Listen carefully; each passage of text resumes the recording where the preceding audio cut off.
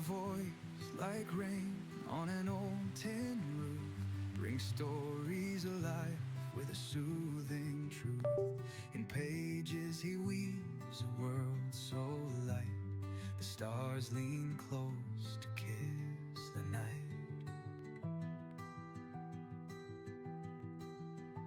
His voice lulls hearts in restless mind, lost in tales where dreams unwind.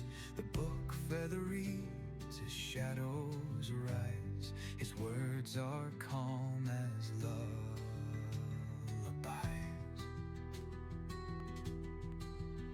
So turn the page and close your eyes, float where the quiet whispers lie.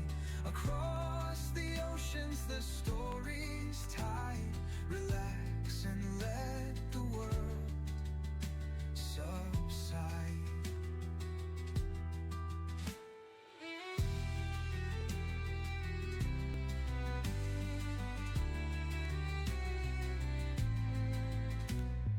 1,000 accents the moonlight bends, in words no borders, no distance ends. Worlds collide in his gentle tone, a whisper makes you feel at home. Each line he shares feels like coming back to a hearth of words in the silent black. From novels deep to poems that sway, he reads the night into the day. So turn the page and close your eyes, float where the quiet whispers lie. Across the oceans the stories tide, relax and let the world subside.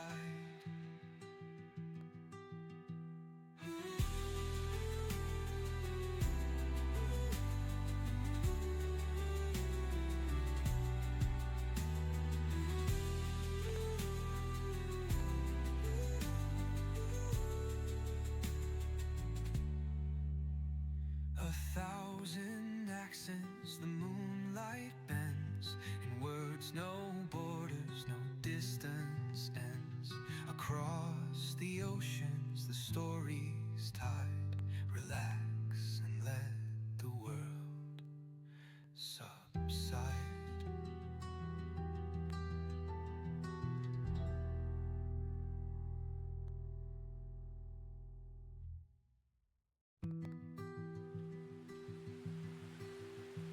A voice like rain on an old tin roof brings stories alive with a soothing truth.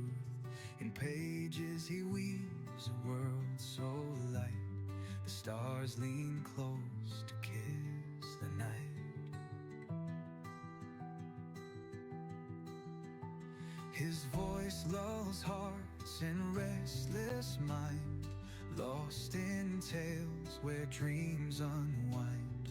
The book feather reads as shadows rise, his words are calm as lullabies.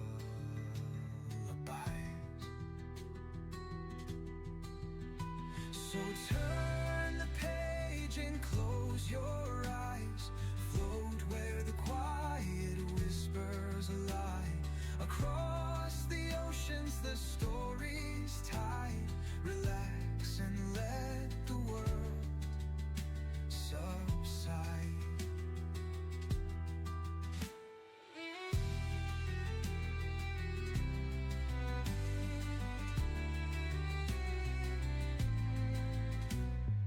1,000 accents the moonlight bends, in words no borders, no distance ends. Worlds collide in his gentle tone, a whisper makes you feel at home. Each line he shares feels like coming back to a hearth of words in the silent black. From novels deep to poems that sway, he reads the night into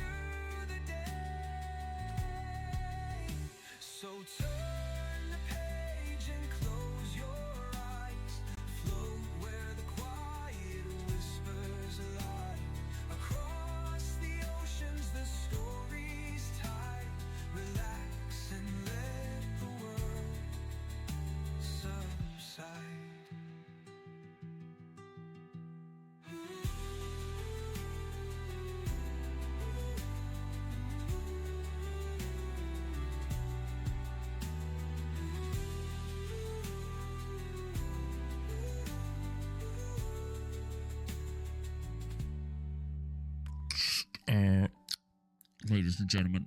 Giggity. All right. Seems quiet. Too quiet. I'm Batman. Gotham is never safe without me. What time is it? It's 7 o'clock. Okay, like a good neighbor, State Farm is there. You can attach towers? Shut up. Impromptu performance this evening, which I must say was indeed a welcome distraction. Thank you, Mr. Holmes. You're very kind. This is gonna be funny.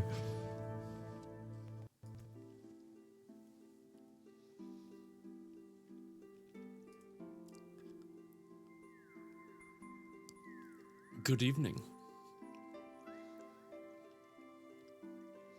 It is a pleasure to see you. Jesse, it is by no shock and surprise that you took first place. In fact, I would be, well, Noise.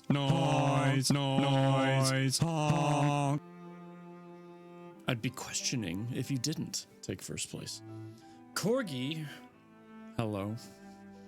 Thank you for the honk. Claiming second place. Good job.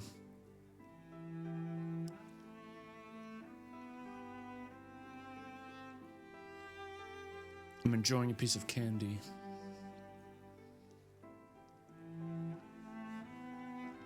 It's sweet, just like me.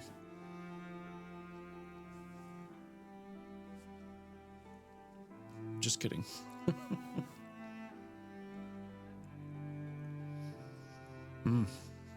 So tasty.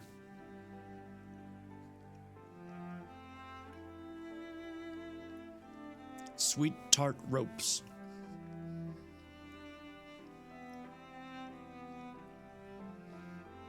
Delicious.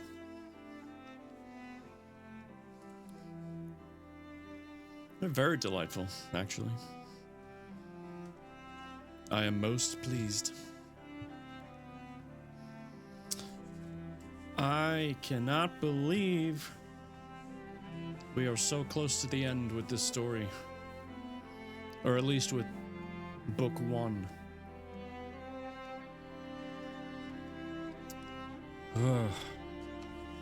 You have to remember, there are 2 more books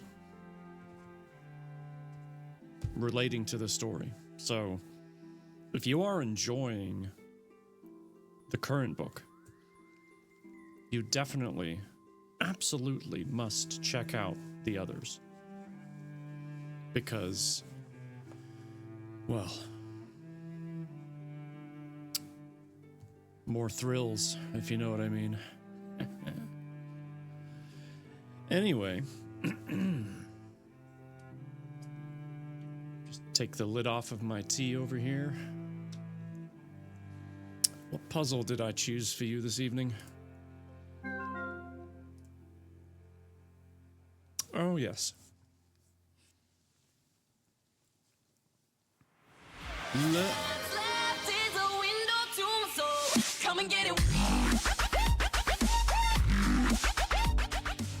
Hold the phone.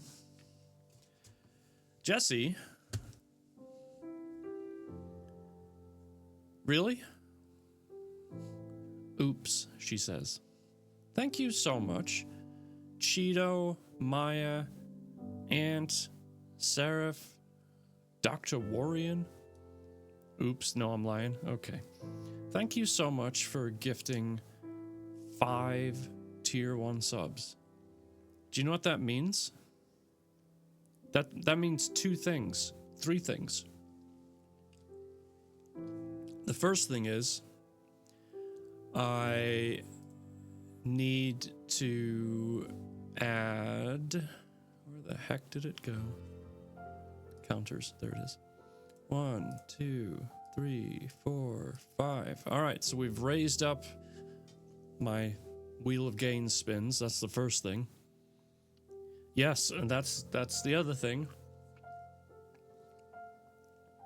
But you also don't forget you also have a chance to win the $100 gift card. So let's pull that up. We're gonna do that up to 5 times. Maybe you'll only need it twice. Who knows? Let's do it. Ooh, I just realized I cannot see this at all. There we go.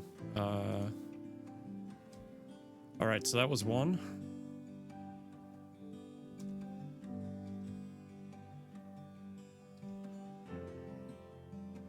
That was 2. Here comes number 3. Come on. 4.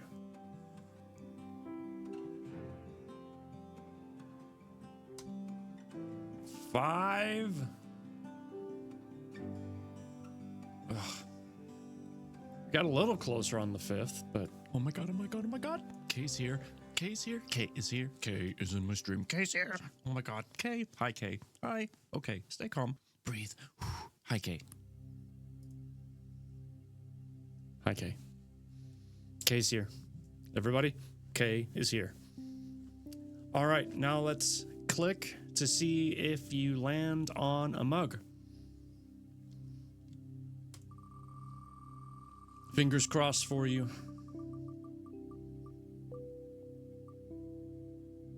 Oh.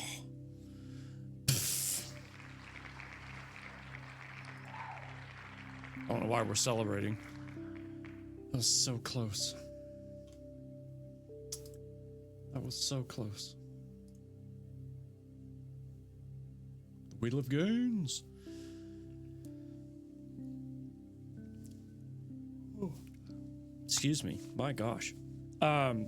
Seriously though, Jesse, thank you so much for gifting those 5 subs. That was super kind of you. You didn't have to do that. And you don't have to buy a mug either. I mean, I can't stop you. I'm just saying. Well, you do you, I guess is what I'm saying. I don't actually know what I'm saying. All I'm saying is thank you. From the bottom of my heart.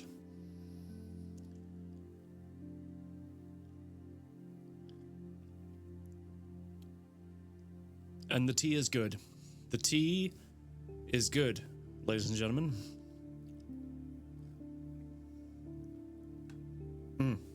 The tea is great. Pop the lid back on. I do, though. I collect mugs, and it's a nice mug. Oh. Well, I'm glad that I can help with the collection. That's wonderful. I hope it's a nice addition.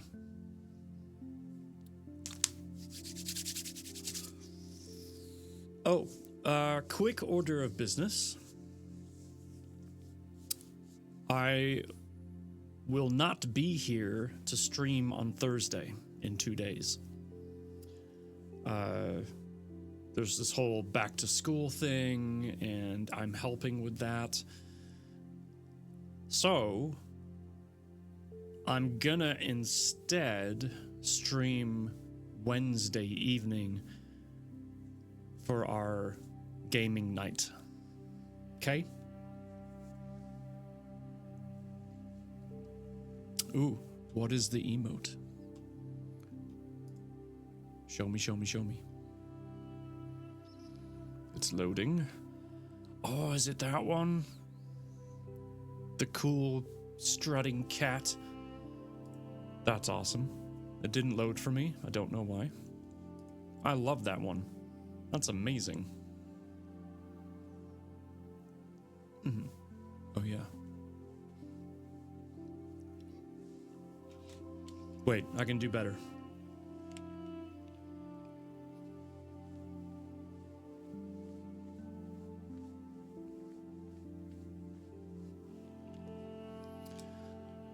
Okay, I probably can't do better, but I tried. Okay, I tried. Gosh, well, what a way to open up the night.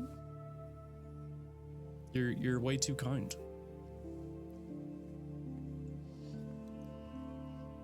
And for some reason, I'm yawning. It's fine. Par for the course, right?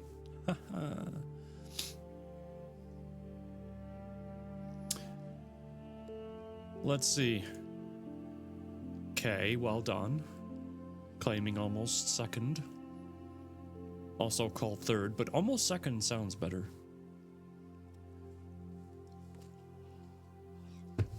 Gosh darn it. Okay, I know what I should do. Since I have 6 wheel spins to do now, I should do 2 of them right now. That's what I should do.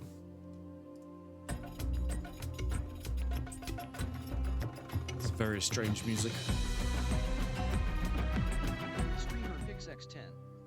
Okay, so I get to pick times 10. Let's do another one.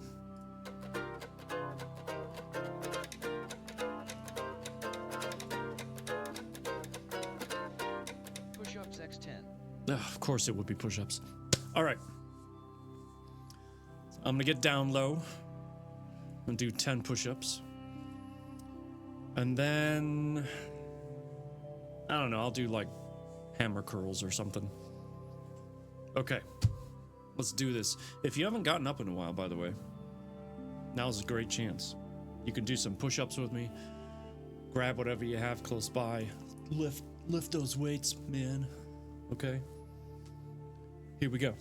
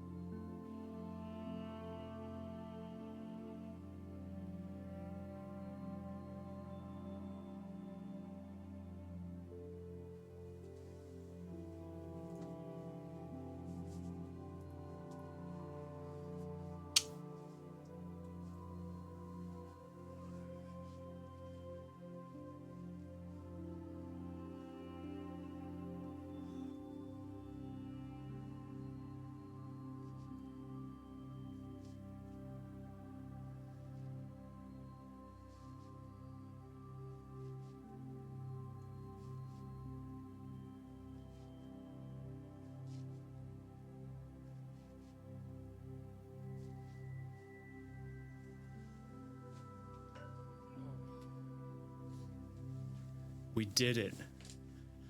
Alan! What's up, man?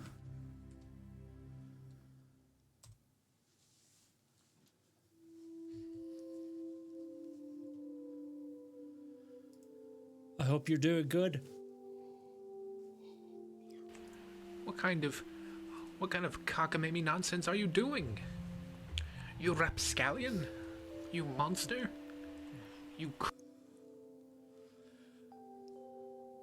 I mean, that is the question. That is the question. All right.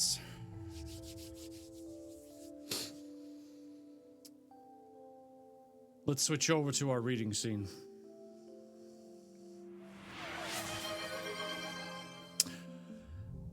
Alan! You're subscribed. But who did it? It says Anonymous. Thank you, Anonymous, for gifting Alan a sub. Now I have to put one of my things back. So here's the thing. I'm gonna spin the wheel now, and if for some reason this spin really is the one, Anonymous is gonna have to send me a message.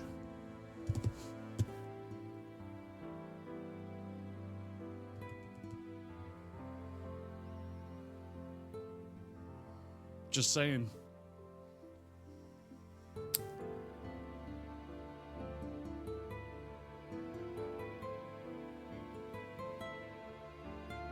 Wait. There we go. I had the right one.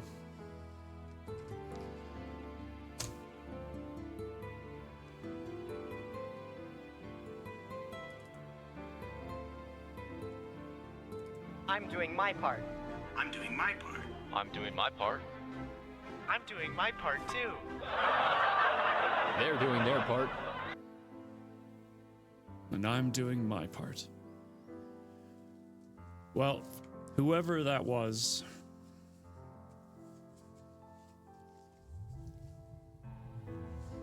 thank you for gifting the sub. That was very kind. I appreciate you, Anonymous. I appreciate. Why is my nose running? Gosh, hold on. I swear we're gonna start reading here any second now. I'm just gonna mute myself so none of you get disgusted.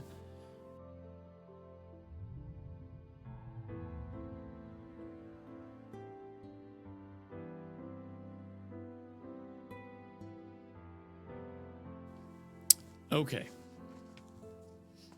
Ladies and gentlemen. Oh no, bodily functions. I know, right?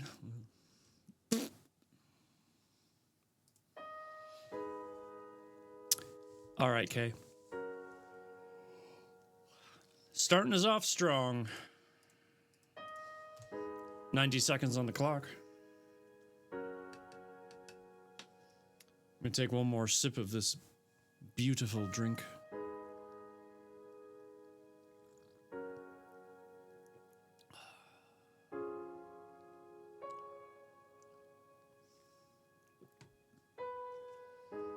This tea, it's like the gift that keeps on giving. Until you run out, of course. All right, we're starting off with chapter 19. This is from Wyatt's perspective.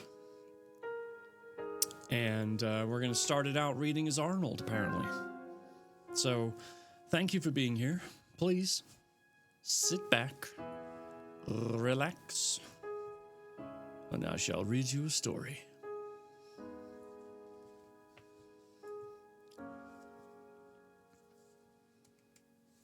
All the sensations, textures, sights, sounds, everything's flooding me. My senses are completely maxed out. It's all too overwhelming. The only thing I can focus on is our bond. A new secureness in my chest, like a necklace wrapped around my heart. A constant, tranquil presence. Tegan snuggles closer, snoring softly, with her head tucked into my bare chest. She recapped that time in Phoenix between our rounds of passion. All the sweaty, bloody hours blurred into sensation, emotion, and knowledge overload until we both passed out. She said Tilly's terrifying, unlike me, Arnold. And from the carnage she described, I believe her. But she still trusts him, and he seemed the same to me. I'll follow her lead on this, as long as she doesn't try to leave me again. I'll go along with whatever plan she has. Like if she said, "Get to the chopper, now!" Or, "Put that cookie down," I would do it. Okay, that part's not technically in the book, but it could have been. I'm just saying.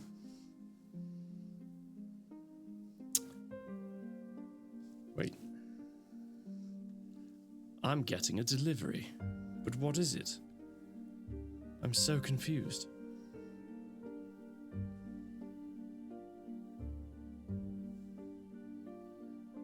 Okay, I have no idea.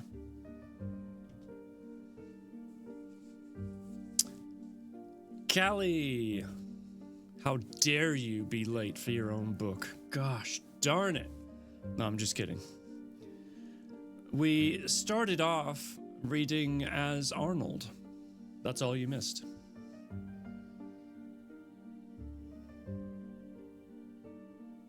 That is all you missed. Okay. Right. Now, where were we? I'm so exhausted, but all my merging senses keep waking me up. Things that shouldn't go together or make sense now do. My brain's struggling to keep track of all the changes. Like the bedside lamp's light is now vibrating and warm. Like Jesse winning the first race. It just makes no sense. It's Hi, crazy. Cat here. I'm just gonna sit in my box and watch the stream, if that's okay. Hi, Cat.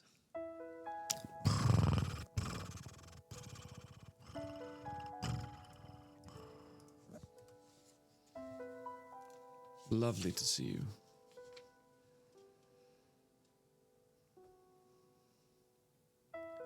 The sound of the highway tastes salty.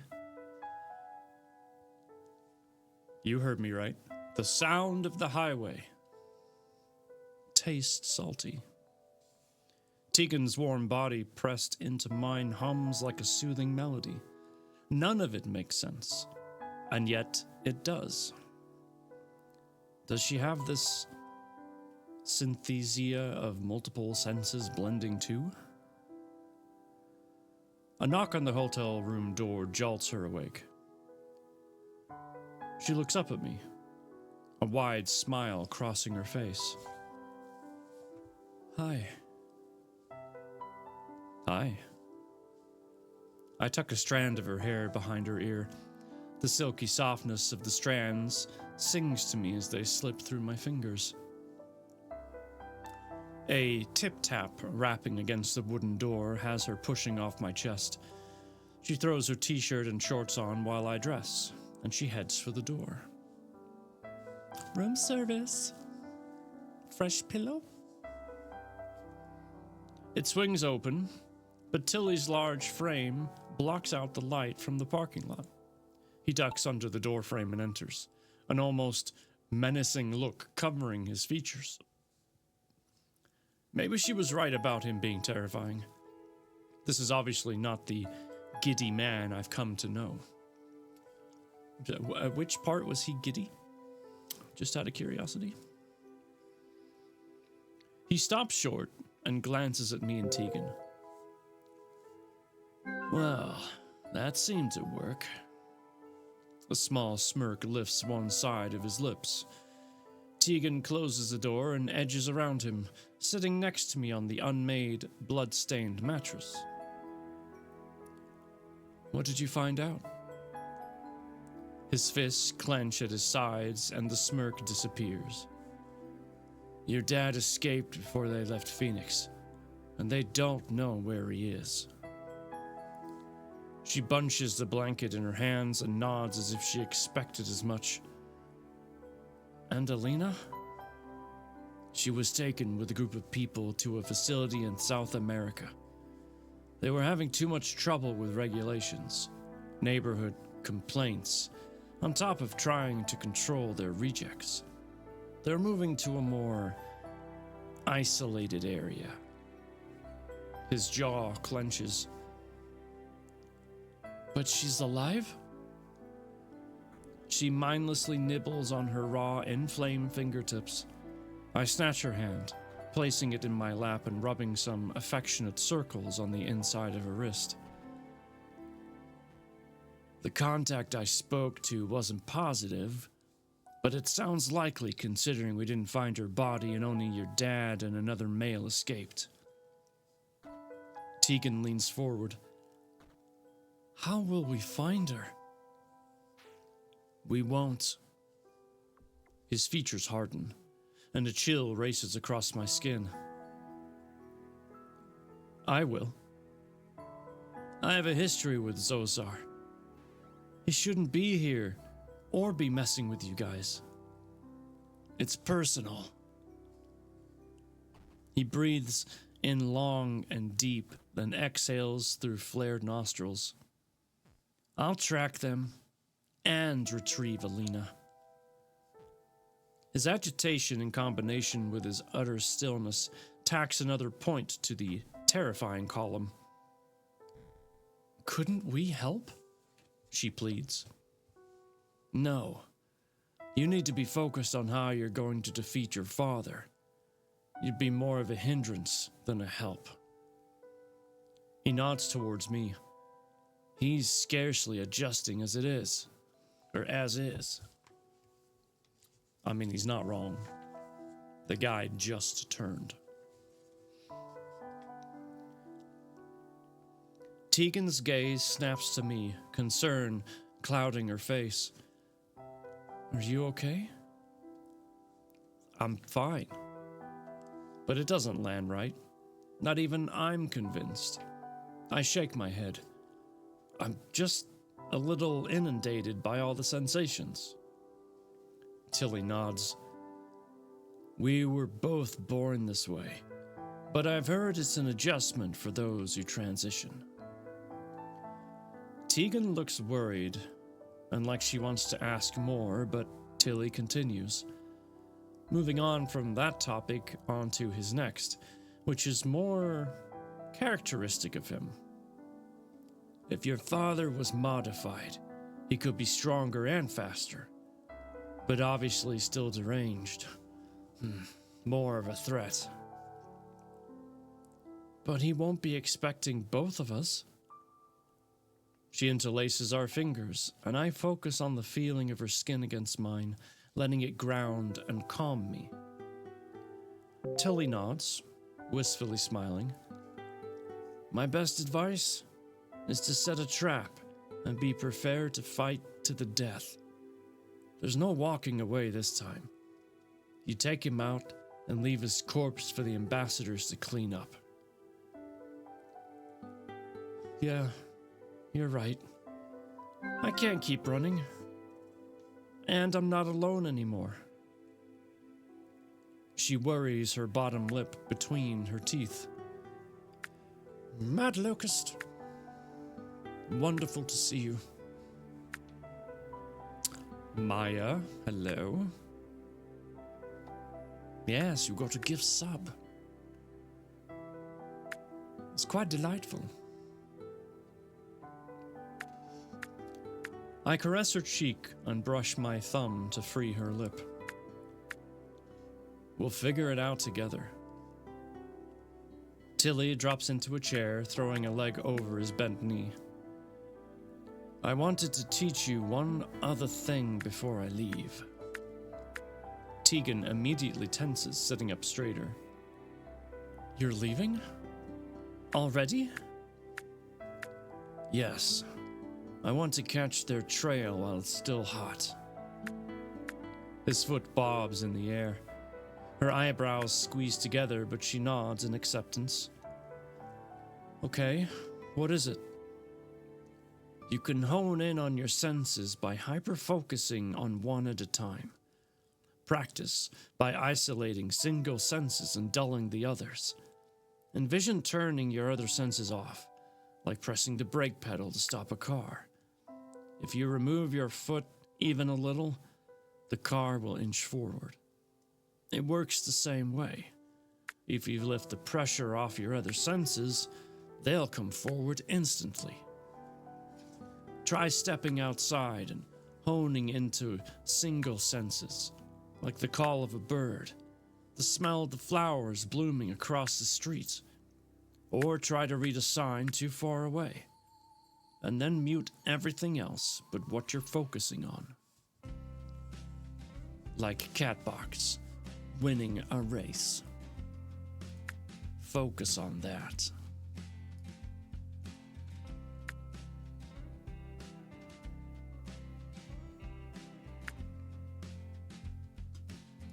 Kelly, I have no idea what kind of voices you thought these characters would have in their heads. But I hope the one I've given to Tilly, isn't the worst.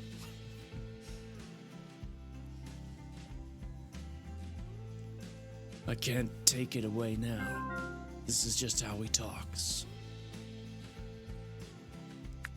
Damn it, I lost my place.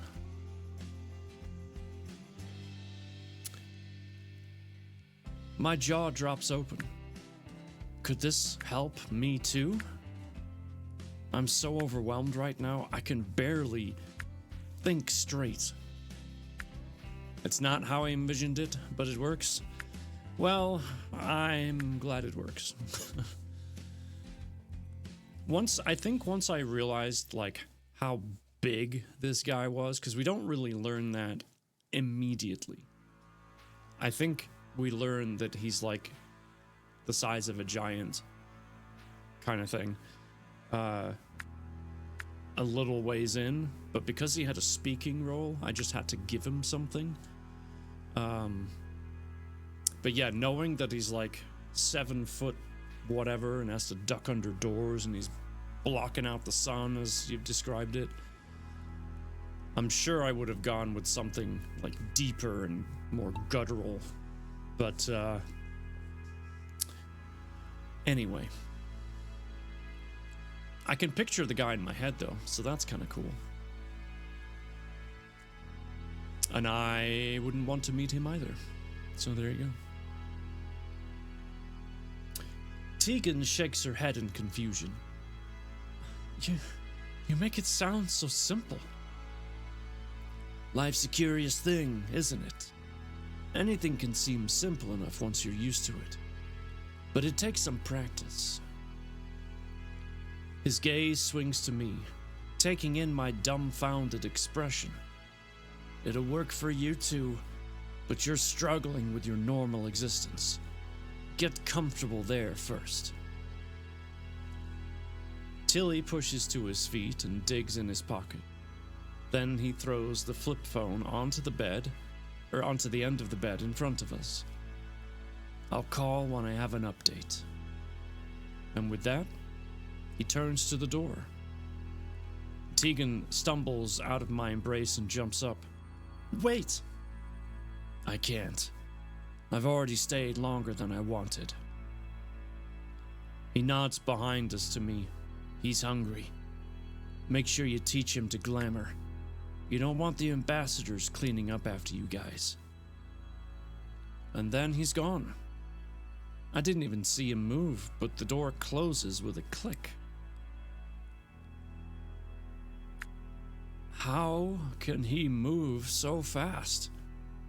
My voice quivers. I don't know. There's a lot about him I don't understand. She looks freaked out. But back to what he said. Are you hungry? I'm not sure. Maybe. I'm a little frazzled right now. And then there's a break in the story.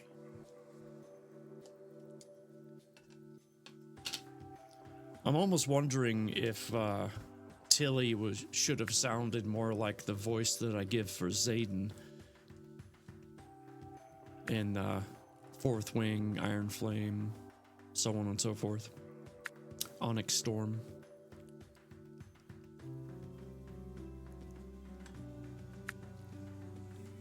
Because the voice that I use for Zayden is more like, hey, what the hell are you doing?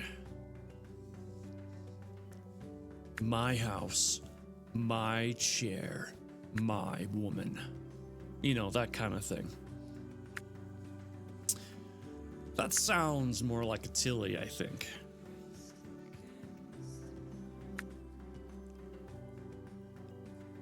But you can't change it now? I know. Gosh darn it. There's nothing you can do. God help us all.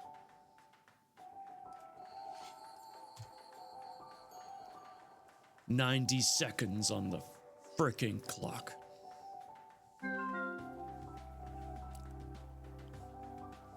All right.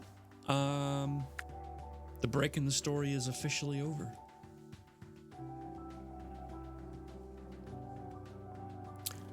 We head back to Chicago, stopping a few times to practice my glamour and eat.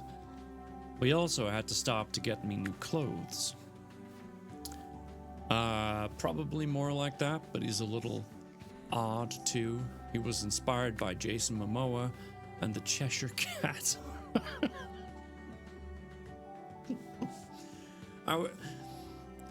I saw the Jason Momoa part, and then I was like, oh, and then there's a cat. Hey, what's up? I'm Jason Momoa. It's nice for you to meet me. Oh God, I gotta go. It's totally badass, but I don't think about it much. No. What was his in the Minecraft movie? His claim to fame from like 1985. What the hell is it called? Garrick the Garbage Man or something like that. I'm Garrick the Garbage Man. All-time winner of 1985. Yeah, whatever. I don't think about it either.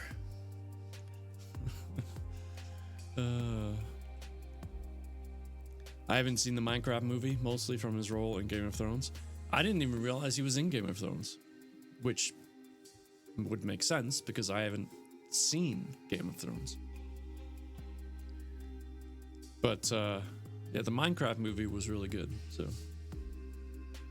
it's fine. I don't even think about it. Anyway, moving on. Getting sidetracked immensely. The abrasive texture of the last ones weren't helping my sensory overload. My eyesight is better than I ever remember it being, but the harshness of the lights started giving me a headache.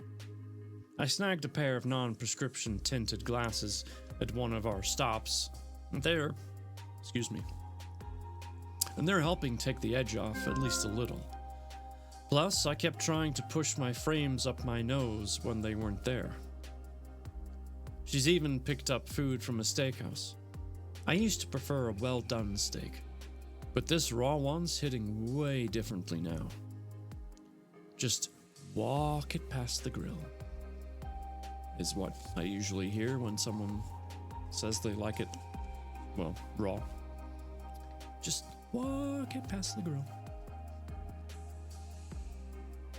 I'm glad I can still eat some human food, though my diet's definitely changing.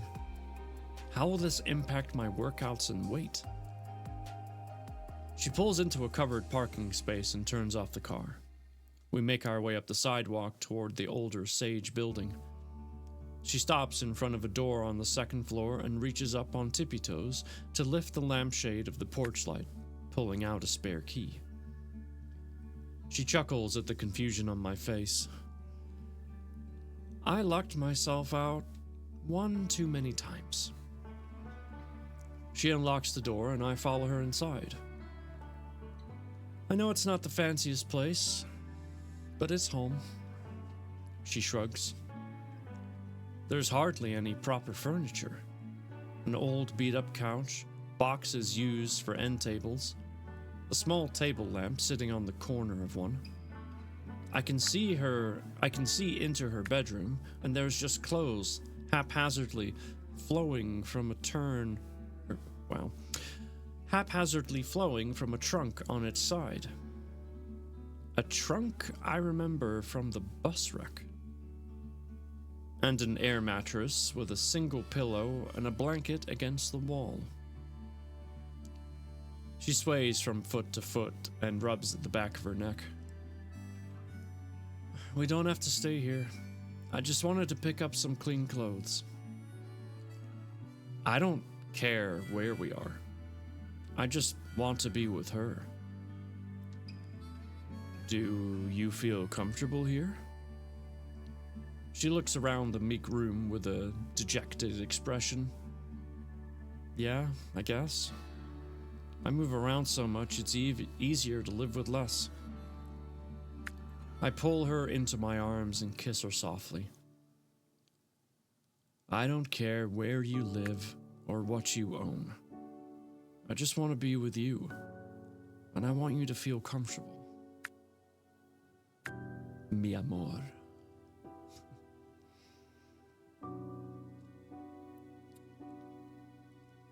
Okay. Her chin wobbles ever so slightly. I'm not used to this. To what?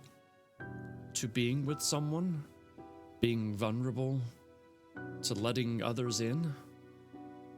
Well, I'm not either. I don't have any friends outside of work. I never thought I deserved them. She shakes her head, but then rests it against my chest.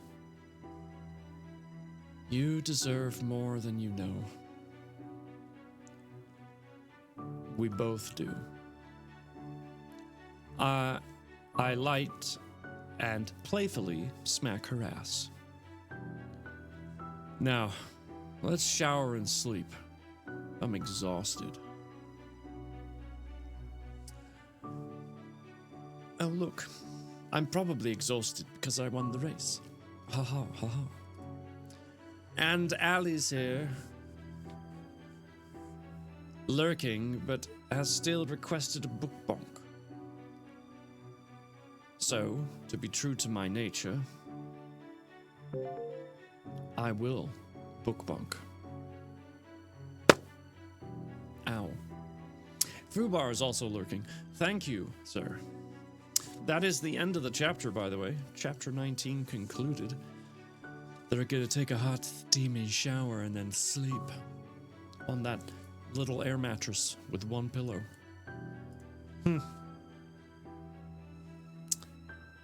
Hopefully they don't pop it. Actually, the air mattress sounds like it hasn't been used in a while, so it's probably gonna need some air.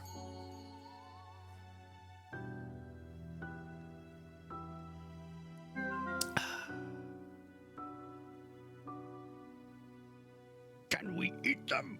I want to bite off his head. Yes, we can. How are things, Allie? How you doing?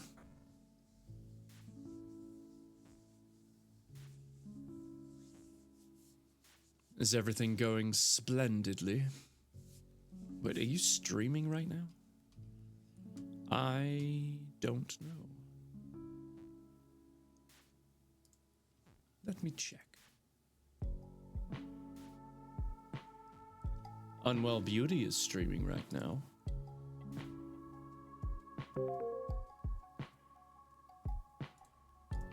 Angelic is streaming right now as well. But no, you'll be streaming later.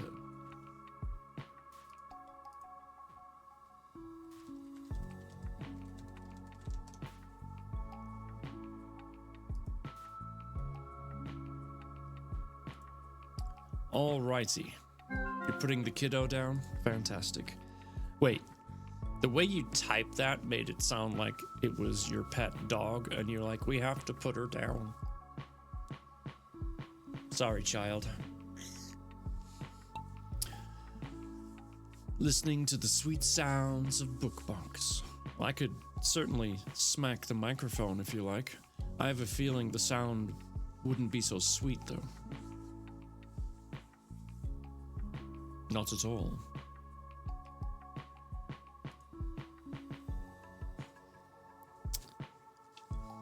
I'm not stalling. Oh, God. Okay.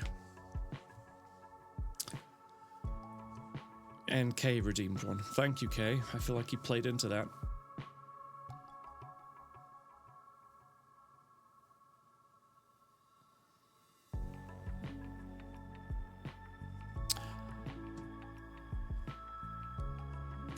Don't thank her, you're encouraging it.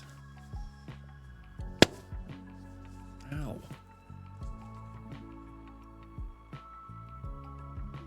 All right. Chapter 20 starts off from Tegan's perspective.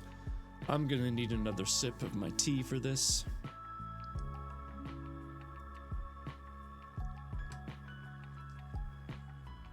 Because, folks, it's about to get aggressive.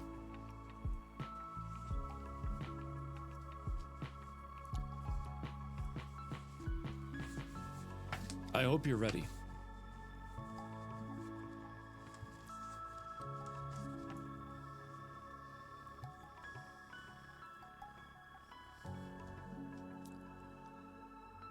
I pull 2 cheap mugs I found at a thrift store out of the cupboard by the fridge. Pure luck that I bought both when I never have company. Oh, look, Jesse won another race.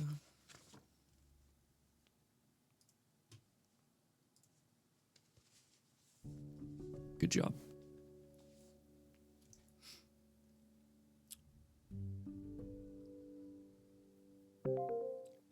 After putting them on the counter, I secure my long hair into a ponytail while waiting for the coffee pot to turn off.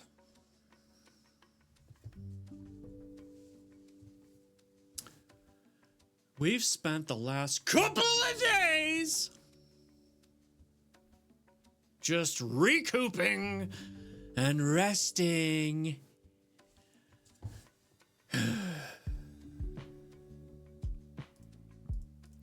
Thanks, Kay.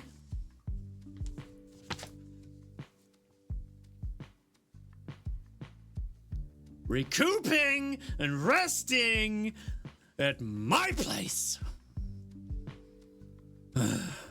While he adjusts to the changes in his body. Pufferfish.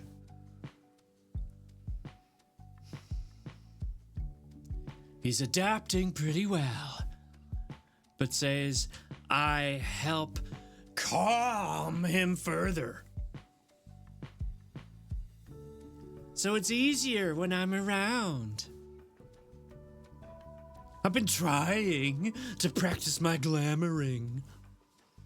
Look at me. Ooh. And isolating single senses. I haven't even tried to teach him either.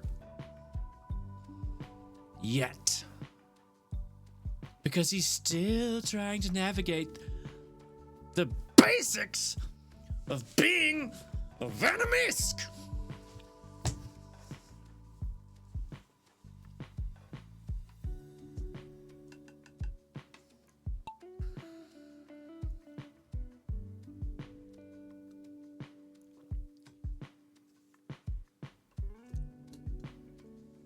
I don't know if the clip thing works in my channel. I don't even know how people set that up. Hi, Lass. Right. Callie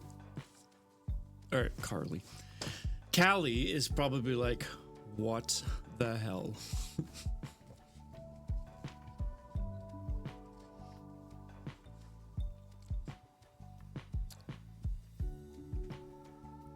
It's also an adjustment for us both to be staying with someone else. I'm sure it is. Neither of us has had anyone around this consistently since we were children. It's helping us get to know more about each other too. Like, I knew he still struggled with trauma of Hope's passing, but I didn't realize just how much. That's not for sure how I pictured it sounding. Yeah, me neither. I just kind of make it up as I go. God help us if someone triggers that and none of us realize that it's about to get spicy, because my God, that'll be on a whole new level. Anyway.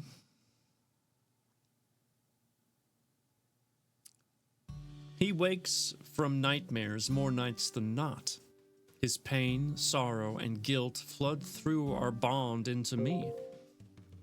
I hold him and try to calm him, but we need to find a way for him to release more of that. I'm not sure if it's always been this bad or if it's worse now because everything's heightened with the change. For me, I'm struggling having someone else here with me. Someone who can feel what I feel. I'm not used to trusting others. I've always been on the run and taking on new personas. Fuck, I don't even know who I really am. I've lost so many pieces of myself along the way. What's still real and still a part of me? Read like Hagrid. Did someone actually get a clip of me reading aggressively? I hope so. But if not, I will go back later and find it. Yes, I will. I will. I will do it.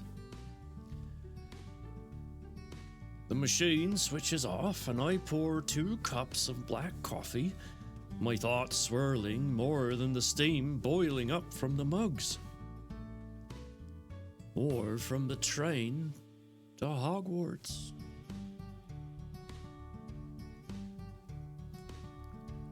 We haven't talked about what this means for us, as in us together.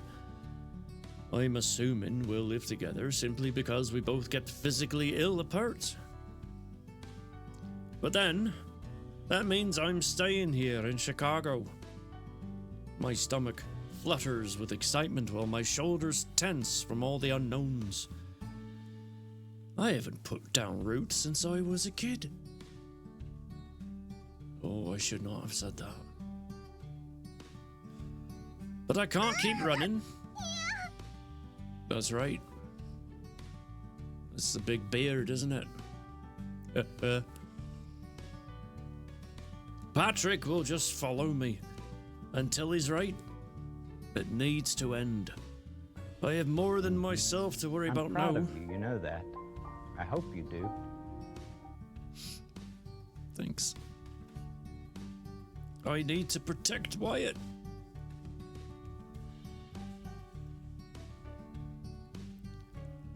What are you stressing so much about before we've even had coffee? He walks out of the bathroom, hair still damp from his shower, and a towel riding dangerously low on his hips. I lick my lips, zoning in on the water droplets running down his chiseled abs to the deep V, disappearing beneath the towel. Oh yeah. He chuckles. You know I can smell your arousal right now, right? Or your arousal now, right? I wasn't trying to hide it. My gaze rises to follow the sharp line of his jaw to the lickable cleft of his chin. Now we're reading his Arnold again. I swear. Is that so? He saunters over to the counter, separating the kitchen and living room. I thought you didn't have time. Just like Kay doesn't have time to lose, because she's too busy winning races. Ah.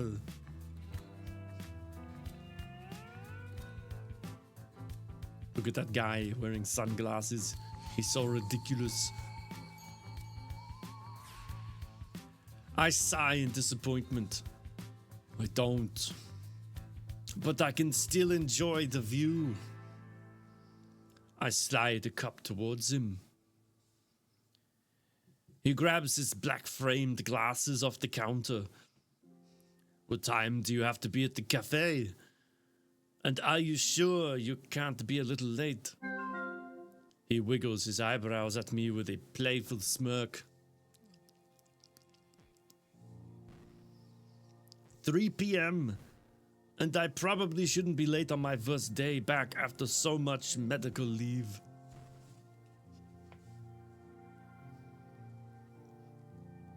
I understand.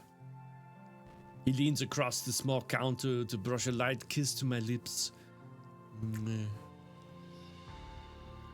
I'll be there right when your shift ends to pick you up. I look down, picking at the peeling edge of the old laminate countertop. I'm really nervous about it. I nibble on my bottom lip.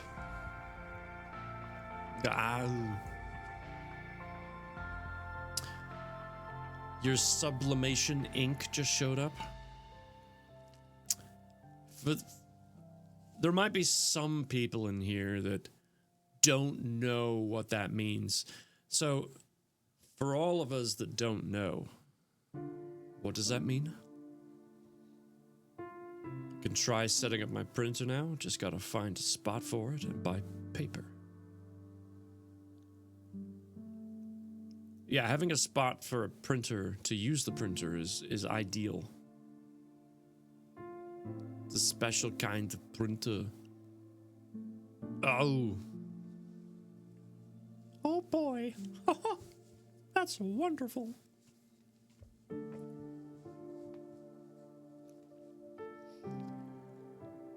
I know. I can feel you.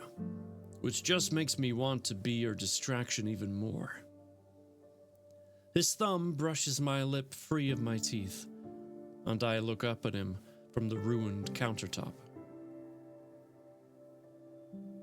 But why are you so nervous? I'm worried about them judging me for being gone so long. I'm worried about you adjusting.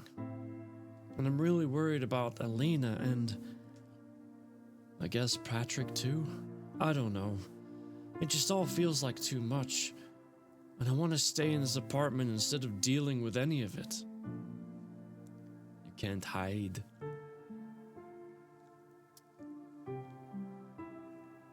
What was the last voice?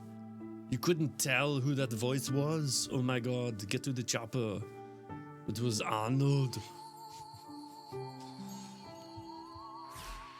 Sublimation is a special kind of ink that heat transfers onto fabric and other white surfaces. Ew. So could that be used in like making a t-shirt, for example? No, the high-pitched. Oh, haha. That was Mickey. Well done, Jesse.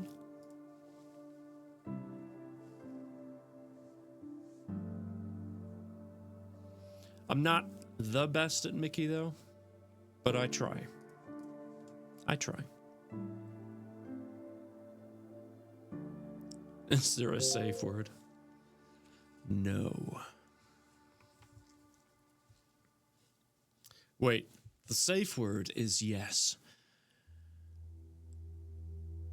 Do you want more? Yes. And then you stop. Wait, don't stop. But you said yes. Can I do Donald? No. My brother, I don't know if he can still do it, but he used to do a pretty good Donald, but I can't do Donald. Safe word is as you wish. All right, let's get back to the story, folks, okay?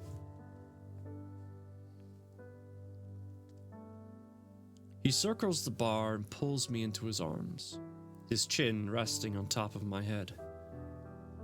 It'll be all right. They won't be judging you. They'll be happy you're back. And I'm adjusting okay. Plus, we won't be apart that long. As for Elena, we haven't heard from Tilly yet, and no news is good news. And Patrick, well, I don't have much experience there, but you aren't in this alone, and we'll handle whatever comes our way. We have each other, and we'll just take things one day at a time. Eye contact killed me. Ah, damn it, there's an ad about to start. I'm pausing. I totally forgot to check for ads. All right. I've got my finger on the page. I'm going to run the 2 minutes of ads, and then we'll keep going.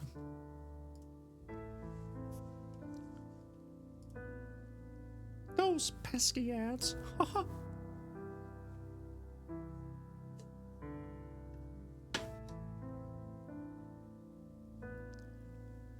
So, as I understand it, Jesse can't handle the eye contact.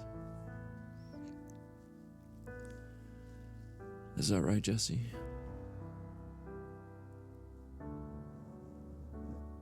Is the eye contact too much?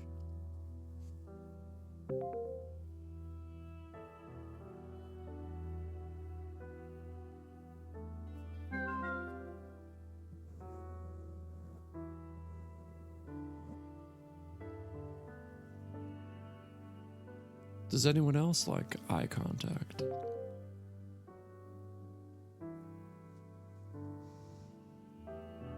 Hi. I know Catbox loves eye contact.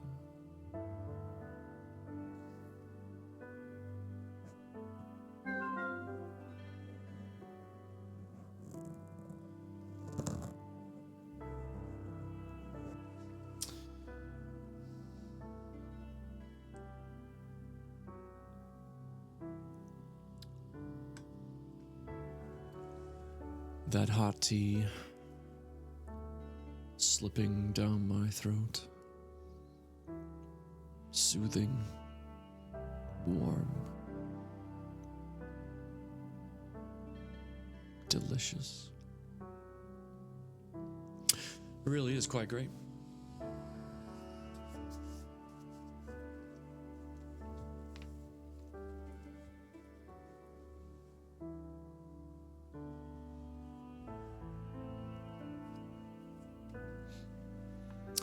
Alrighty. Ads are done. Noise. Corgi's like, I have to make it stop somehow. I will use the honkening.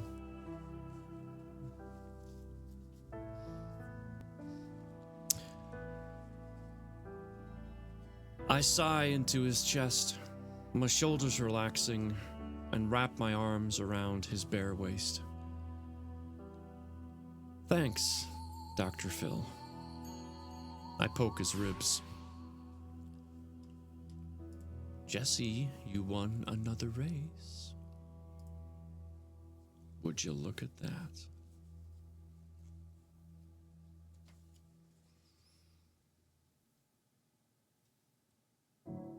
He squirms and tisks at me, but keeps me in his embrace. I'm way superior to Dr. Phil, and you know it. He nips at my ear playfully. I hardly know him, and I fucking love being with him. This is so new to me. Like, how can I trust him so completely and yet still feel like I can't trust anyone? It's a great question. No, that's not true. I started trusting people with Elena. Then Wyatt came along and stole a piece of my heart. Hell, I even kind of trust Tilly. I'm changing. Isn't this what I always wanted? A normal life with friends, family, and a home? But I'll never have it with Patrick still hunting me down. That confirms it. I'm not running and hiding anymore. This ends now, or I'll never have what I want. A small part of me wants to hunt him down just so it'll be over sooner. But that's a waste of time and energy. No, I know he'll find me. And when he does, we'll end this. Wyatt squeezes me tighter, no doubt picking up on my emotions again. I snuggle closer, letting myself be momentarily distracted. And then there's a break in the story.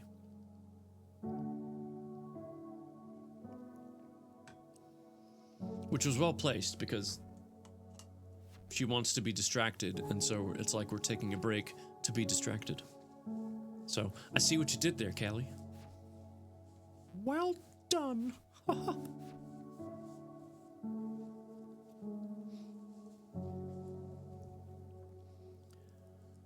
It's almost closing time, and the rush finally ended. I'm busy restocking supplies and cleaning for tomorrow's shift. But when I turn to disassemble and wipe down the espresso machine, unease pricks down my spine. I've had this itchy feeling like someone's been watching me all day, but every time I look around, there's no one. Aw, snap. Another guy escaped with Patrick. Could they be working together? Would I even notice someone watching me? My stomach churns. Blah, stop it. Nothing weird happened today. Everyone was nice and understanding about my accident and recovery time. The weird feeling excluded, it was actually one of my better shifts. And yet I can't drop this feeling. There are only 3 customers left.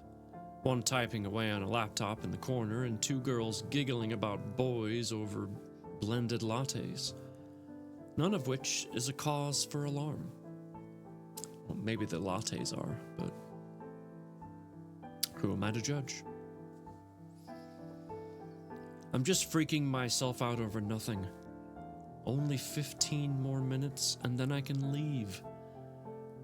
The door chimes, and my chest immediately tightens as if expecting danger. Glancing up, I relax at Wyatt's warm smile. I felt your worry and thought I'd swing by a bit early, just to keep you company. I promise, I won't get in your way. Damn, I love him. Wait, what? Love? My face warms and I chew on my bottom lip. He chuckles, cocking his head. It's okay. I love you too. Then I feel his emotions. He's focusing and pushing the feelings out in powerful waves. They wash over me like cool water on a steaming hot day, cleansing any of my lingering embarrassment and filling the spaces with his love. I suck in a breath and take a tiny step back. And I take a tiny step back at the fact that Jesse has won yet another race. Granted, there were only 3 of us that time.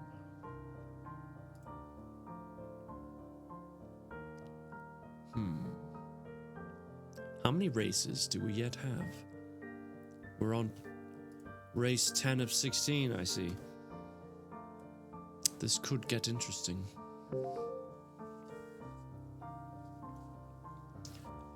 Sorry, that was a bit strong.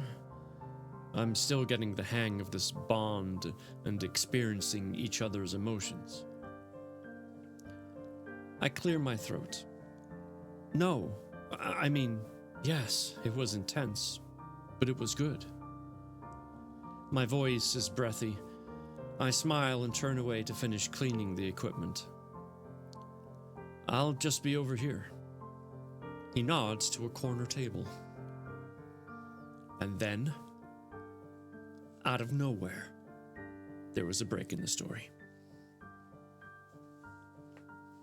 But once that break finished, it said, it wasn't even a super busy shift, and yet I'm still beat. Wyatt's supporting most of my weight while we trudge up the stairs to my apartment. Do you have to work tomorrow? Wyatt cuts off mid-sentence. My door is slightly ajar and the knob's busted off, sitting in the middle of the hallway.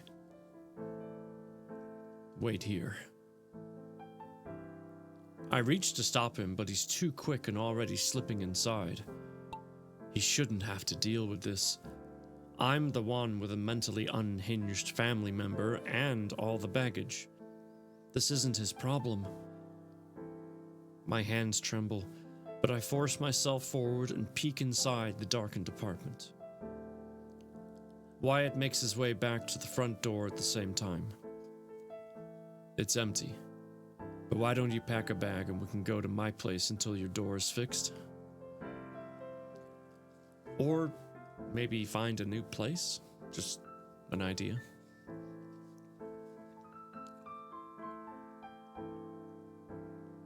I nod and go to my bedroom, tossing clothes and toiletries into a small tote. What if it's him and he follows us? Wouldn't be much different from waiting here for him to attack. At least there we have a functioning door. I return to the living room with a single tote bag over my shoulder. One nice thing about living light is I can pack fast. Yeah, you're right. I lean against the hallway door frame, longingly looking back at my bed. I want nothing more than to crawl into it and crash. But I don't feel safe here right now. You ready? I yawn. Yeah. Here. Let me. He takes the tote from me and holds my hand while we walk back out. You can rest in the car. Yeah, okay. I yawn again. I know why she can rest in the car. If any of you have ever driven in Chicago, it takes about 8 years to get across town.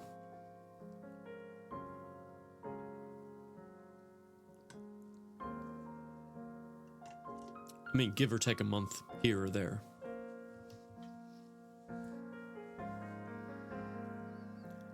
The highway passes in a blur which would normally lull me to sleep, but my mind's still racing.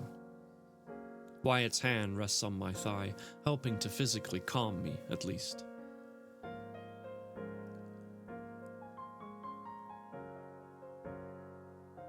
This might sound soon, and you can totally say no if you aren't ready. But His hand rises from my thigh to rub at the back of his neck. Yeah, I was thinking, with this mating bond in place and us wanting to spend all our spare time together anyway, he clears his throat and takes the exit off the highway. Would you want to just move into my place? His hand lands on the steering wheel and his fingertips tap nervously against the leather cover. It's so adorable that this is what makes him nervous. He pulls up to a stoplight and glances over at me sheepishly. I'm still processing the rushed words, but he continues, filling the momentary silence. Or it doesn't have to be my place. We can get your door fixed and use yours, or find a new place together, or... Hey? I cut his rambling off. Breathe. Right. He takes in a breath, letting it out slowly. Sorry, this is new to me. Me too. Between Patrick and the foster homes, I haven't had the best experiences living with others. He nods, clenching his jaw, just like cat clenched the win. Dun dun dun.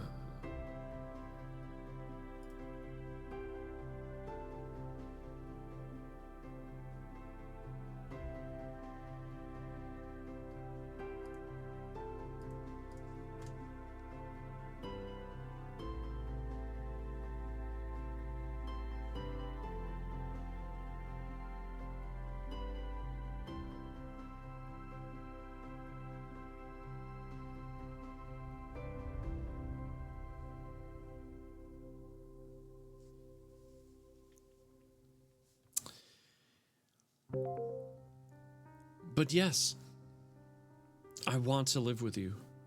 I have no attachment to my place, so I'll just stay with you, and we can figure the rest out from there. A huge grin spreads across his face, his joy booming through our bond. Sounds perfect. Gosh. He's just so happy right now. He pulls into a much fancier and newer apartment complex and parks under a covered awning. He snatches my bag from the floorboard, and I follow him to the elevator. His place is on the 6th floor. It's bright, modern, and warm. Way cozier than mine. Some small part of me can actually picture staying here. It's so weird to be contemplating staying in one place. I've been running for so long. A good weird, though, right? He drops my bag on the couch. Yes, a good weird. It's refreshing. I'm in awe, turning in circles and taking it all in. Make yourself at home.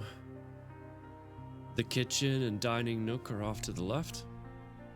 He sweeps his arm to the right, and the bathroom and bedroom are off that way. I'll clear out drawers and shelves in both for you. Don't trouble yourself. I don't have much stuff anyway. We can work on fixing that too. He plants a soft kiss on my cheek. His joy makes it easier to accept all this. Or accept this all.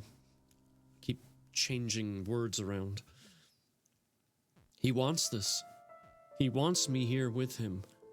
Baggage and all. And now, it's not a break in the story, but we are switching to Wyatt's perspective.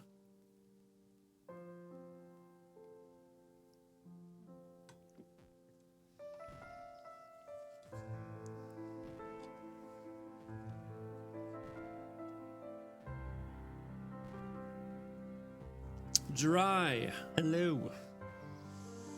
I do know what that means. Probably an extra goat in the ocean somewhere.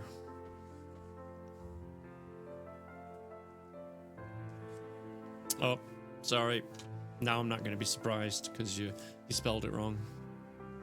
Go ahead.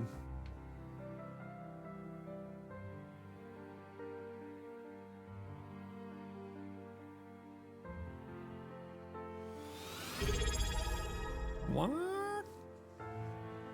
Hold the phone. Dry, thank you for your 7-month subscription. And in a row, no doubt. That's amazing. Thank you very much. My God, what are you guys doing tonight? Let's add one to the counter. Now we're back up to 6, which ironically is where we started. And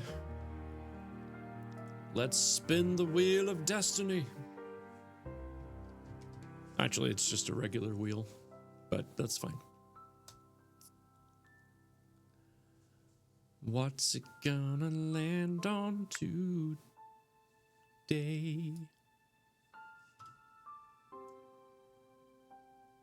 Ah, darn it. I had to move it to a different screen to make it bigger. I swear. You know, that actually reminds me, Johnny mentioned, I want to say last stream, that there might be a way for me to check the percentage of likeliness for it to land on it or not land on it or whatever. But this is just a Stream Elements wheel, and there are no percentages for me to mess with. None that I've found anyway. Like when I set it up, all I did was add all the wedges and that was it. Made one of them a color and the rest just plain white. I wish I knew what to say. I think though, gosh darn it, Kay, you won again. It's going to be interesting to see who wins this one. It's going to be one of us three, that's for sure. I'm wondering after a certain amount of time, if still no one lands on it, then I should start removing pages / wedges one by one. That way, at least the odds get better and better. You know what I mean? You know what I mean?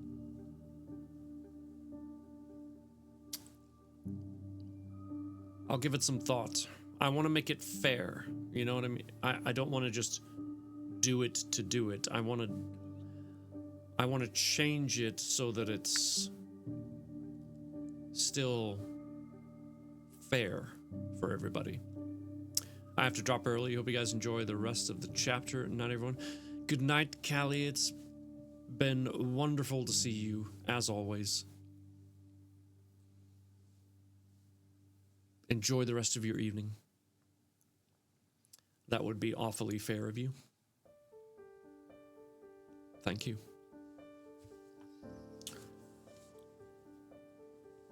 Oh, Jesse, can you still hear me? Or are you busy puzzling? Because I see pieces moving.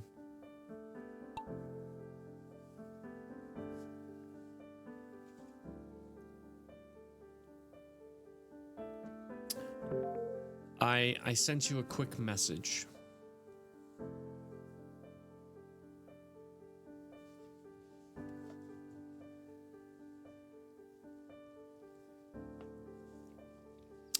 All right, so we're switching to Wyatt, and based off of the text here, there's a good page and a half of what looks like to be Wyatt in a dream.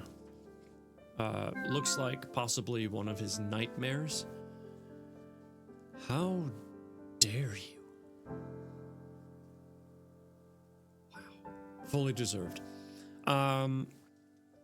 So yeah, it looks like we're getting a replay of Wyatt's nightmare. So just so you know what we're doing here. Otherwise it might sound a little out of context.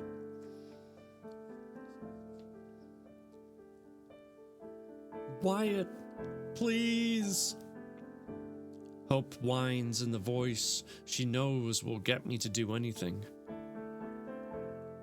I'm not supposed to drive without a parent. It's only a permit, Hope, not a license. She thrusts her hands on her hips and tilts her head mockingly. Because you never do anything you're not supposed to do. I squint. What are you getting at? I heard you and Jake talking. I know you skipped class last week and went to the movies, and neither of you have your full license. Plus, you skipped school. Her head tilts left and right with a sassy attitude. You little rat. I love her, but I want to throttle her. I didn't tattle on you. I'm just asking for a short ride. I'm bored. You wouldn't really tell on me. We both know that. Yeah, you're right. But I want to see you drive. And it's something to do. It doesn't have to be a long ride. Please? Why? Pretty please? Fine. A quick drive to the gas station for snacks and then back home and no mention of it to the parents. We'll tell them we walked there after school. Got it? She jumps up and down excitedly. Yay! Yeah, absolutely. Grab a hoodie. It's getting chilly. She runs off for a jacket, humming to herself, and I snatch the keys from the small wicker basket. She flies down the stairs and out the front door while shoving her arms into her hoodie. I lock the door and follow her to my old used station wagon. I should be more embarrassed by the car, but considering most of my friends don't even have one yet, I'm pretty proud of it. We climb in and I glance over to make sure she's situated. I check my mirrors, start the ignition, put it in reverse, and inch out of the driveway, checking the rear view mirror. This is so cool. Hope's bouncing in her seat with excitement. I head down the street. The gas station's about 6 blocks over, totally walkable, and even quicker by car.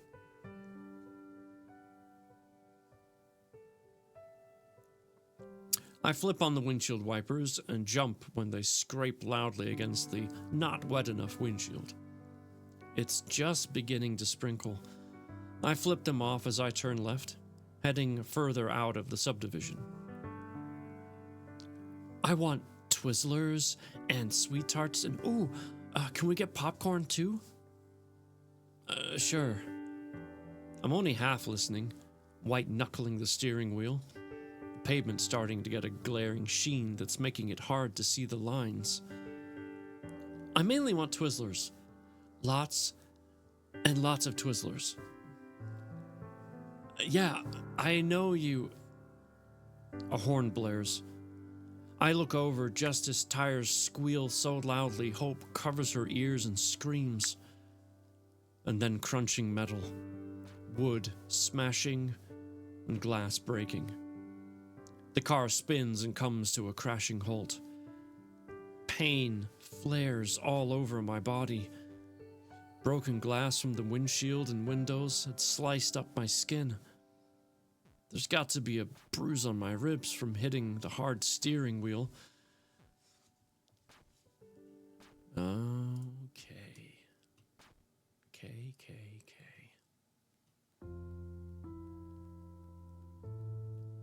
Maybe one of my marbles will get excited on this map since that's what it's called. I lift a shaky hand on my throbbing head and try to look around, but I can barely see. Blinking the haze and blinking the haze and shock out of my eyes, I look to my right. The windshield in front of her seat is broken outward, and Hope isn't there. I bolt straight up in bed, panting, chest aching, tears threatening to fall. My shoulders scrunch up, and I drop my head into my hands. 20 years, and it still feels like yesterday. The nightmare's pulling me back to a time and place out of my control. How can I possibly move forward? Let someone into my heart, build a life of my own when I'm still a broken mess? Still thrust back into the past wounds and memories almost nightly. It was all my fault. I never checked her seatbelt. I had a checklist, but I didn't use it. More worried about getting there and back before my parents got home. Plus, I should have been stronger. More of a role model, and just told her no. Everything would be different if I just told her no. We wouldn't have been at that intersection when the drunk ran the stop sign. We would have been safe and sound in her home. My parents always said they didn't blame me. They were disappointed I broke the rules, but ultimately it was the drunk driver's fault. They've said that time and time again. Yet I still have trouble looking them in the face. I've distanced myself so much and hardly ever seen them anymore. It's hard to, knowing I'm part of the reason their little girl is no longer here. I'm part of the reason their marriage crumbled after losing her.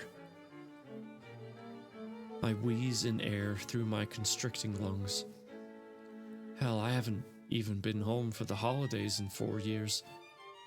So not only do I fail in the Big Brother department, but in the Good Son department too. Arms loop around my bare torso and squeeze tightly. I jar from the surprise and return to reality. Tegan snuggles in closer, as if hugging me will help mend all my broken pieces. My hands drop, brushing her hair from her face. wasn't your fault. Her voice is soft against my neck. We've spent days together now, and I've had more nightmare nights than ones without. She knows how frequently they come. She's learned I can't talk for a bit as all the pieces settle.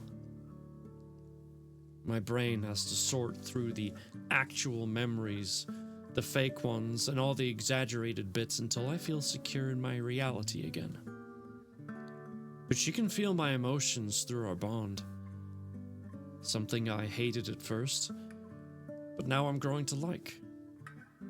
I can't hide how I'm feeling, which is something I've learned how to do well. To block and bury those feelings and deal with them later at home alone. But I'm not alone anymore. And even if I can't voice anything right now, she feels it, understands it. She's here. She rubs my back slowly while cocooning me in her arms. You loved her. She loved you. You didn't fail her. You were trying to make her happy. And something bad happened. That's life. Shit happens. And you can't do anything about it.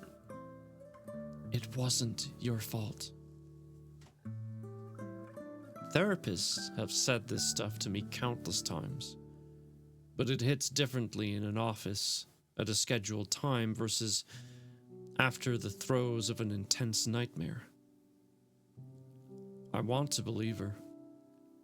I want what she says to be true. Or what hope of a life do I have? Jesse, winning another race, I see. Yes. Quite.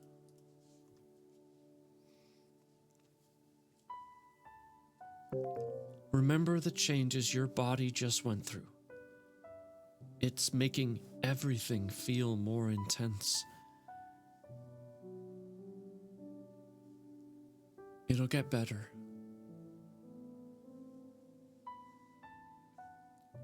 I nod and grip the arms she's wrapped around me like a life raft. That's good. I've surfaced enough to at least be able to answer non-verbally. A small sign I'm coming out of the mental paralysis. Would you like some water? I shake my head and wrap my arms around her, not wanting her to move yet. My breathing slows. I need to get up and get ready. Today's my first day back at work, but I woke up before my alarm even went off, so I'm in no rush. Just want to cuddle a little longer. Maybe she can hold me tightly enough to mend a few tiny pieces back together. Maybe she could be my salvation? I don't know. All I can say for sure is that is the end of chapter 20.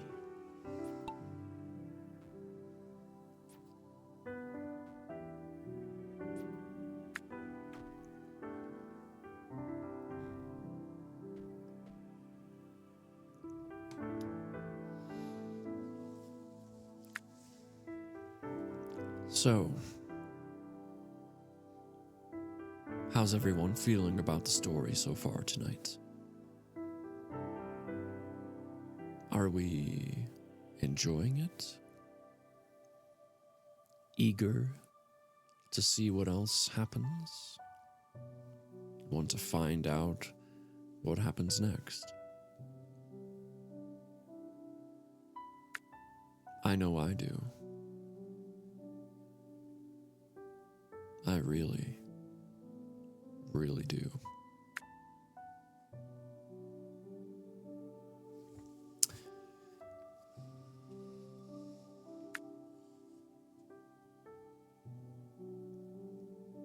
Hi, Bear.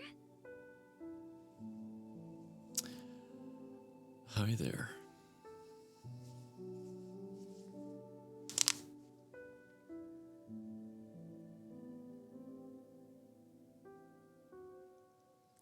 let's see. What time is it? How long is chapter 21?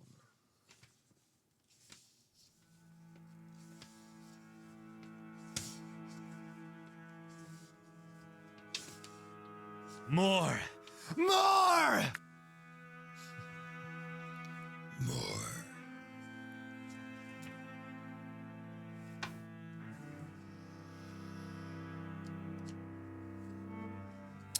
I'm just doing some calculating. Please hold.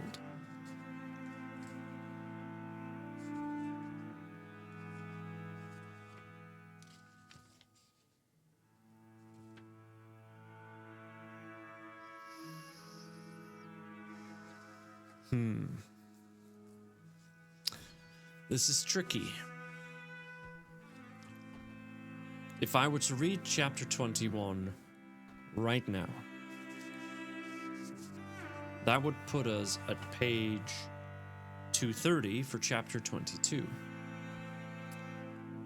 But then, for next reading stream, that means we would only have about 13 or so pages for the entire stream, which is not a lot. But if I don't read chapter 21 right now, that'll double the amount of pages we have for the next reading stream, which would be better.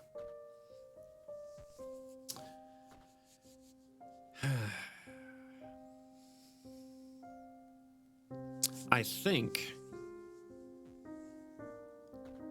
we're just gonna have to hold off on chapter 21 because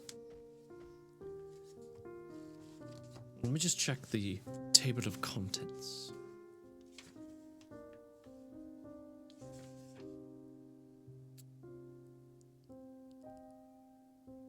Yeah. Because we basically have chapter 21, 22, and 23. There's an epilogue, but that is the bulk of the story. And I would be taking half of that time if I read one more chapter right now.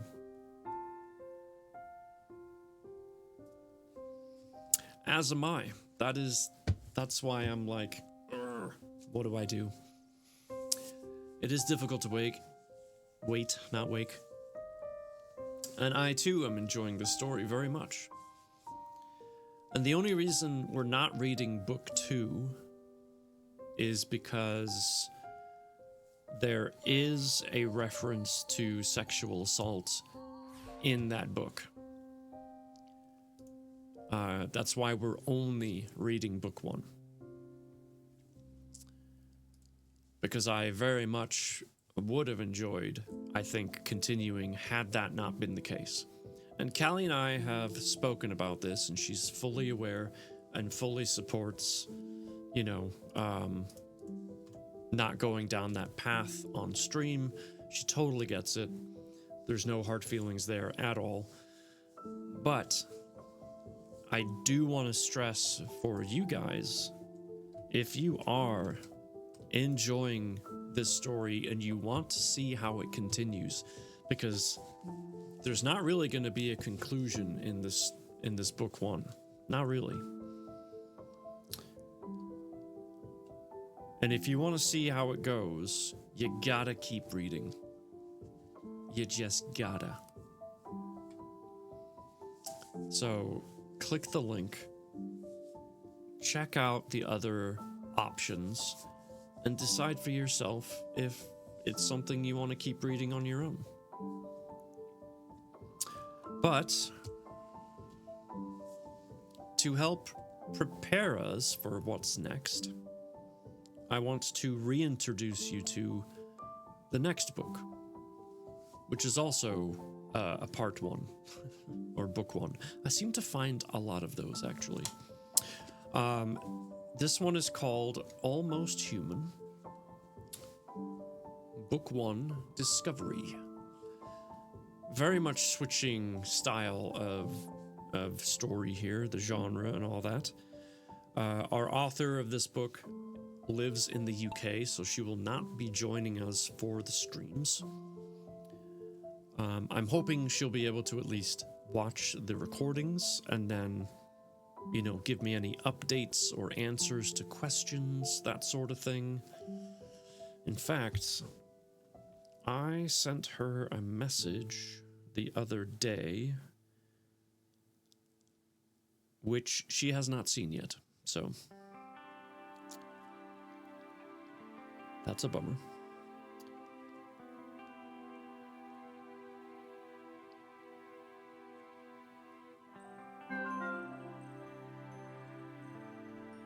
But yeah, that's okay.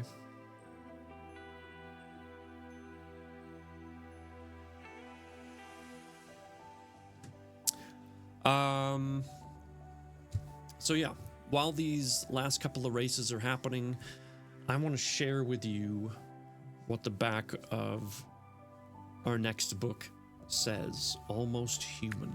Definitely a sci-fi kind of story.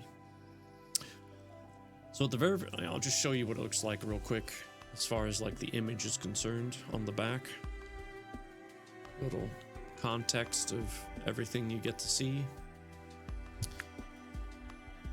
Choices, thoughts, opinions, passions. These are what make us human. So, what if these things were taken from us? What would we be? It's a good question. The controlling and secretive new American government has created a series of perfectly compliant, genetically modified human soldiers. Emotion, independent thought, and all forms of communication are forbidden. Their only purpose is to obey. Used as a pawn in somebody else's escape plan, Adele finds herself with unexpected freedom.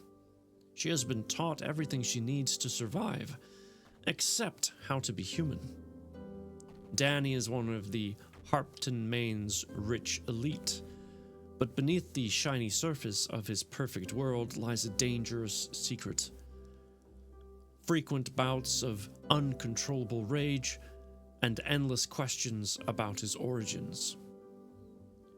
A chance encounter with Adele leads to more questions than answers, and Danny will stop at nothing to discover the truth about himself. And then just below that kind of teasing description about the book, about the story, it's got this little extra blurb here that says, Almost Human discovery is the perfect starting point for a dystopian new world. Fast-paced, intriguing, and sometimes heartbreaking. This story speaks to our deepest fears. What would happen if we continued to pursue our lust for destruction? Rebecca McLaughlin. Oh, that's who did the editing. Never mind. So yeah, it certainly piqued my interest when I got to see this book as an option. I have not cracked it open yet. It's just been chilling on my desk. Jesse, if you don't win this Grand Prix, I'm gonna be just frickin' floored, okay?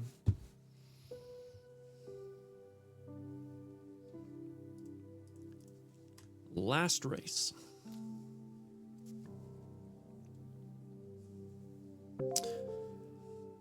So yeah, this will be a nice little in between from our current spicy book to the next spicy book. Just as a reminder, smart as a whip. True stories. Oh boy. Yeah, this one should be a good one.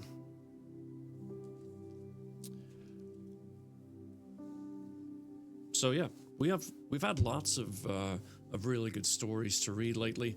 It's been pretty awesome, to be honest.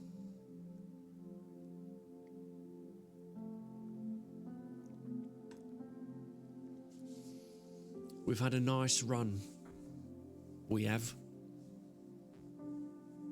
A lot of good luck. I don't remember how many books we've read on stream. I want to say about 80 or so. Something like that. And I want to say, out of those 80, there's only really been 3, 4 at most that were either, you know, like, let's just get through it. Okay, cool. Or, nope, I can't keep going with this. Not gonna happen.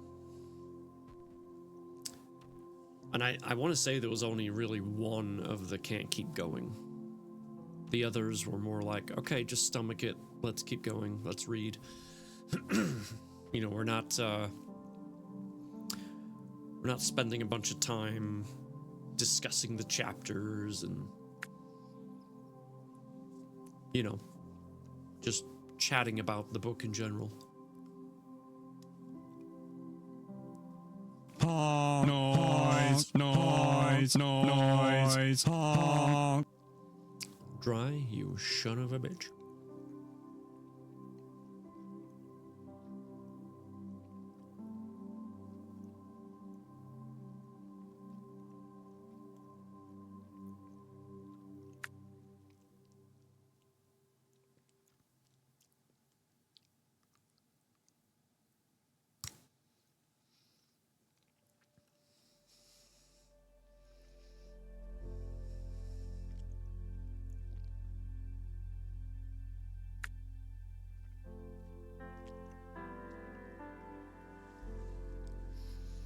I'm just gonna stare into the camera while I eat this. What is it called? Sweet tarts, twister, or sweet tarts twisted rainbow punch.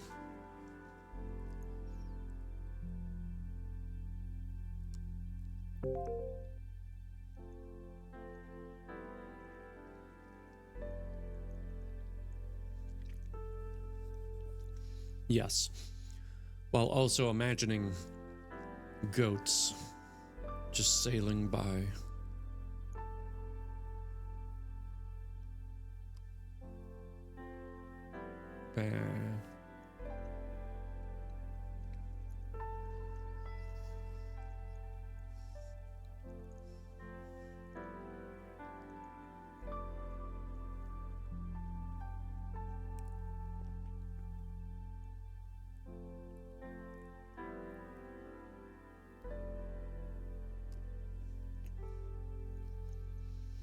So tasty.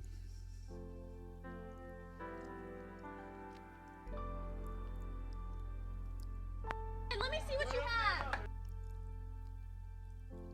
Kay wants to see the tattoo.